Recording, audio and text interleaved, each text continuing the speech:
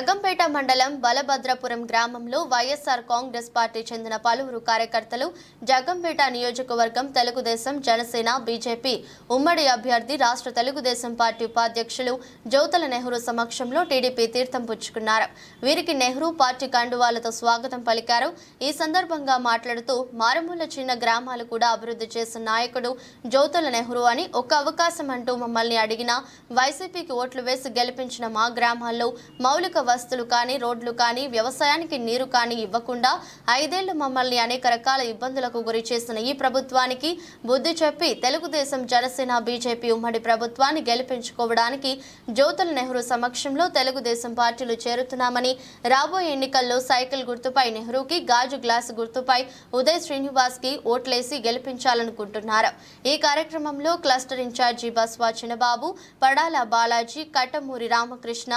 ఎర్ర పరమేష్, మారుతి కృష్ణ తదితరులు పాల్గొన్నారు.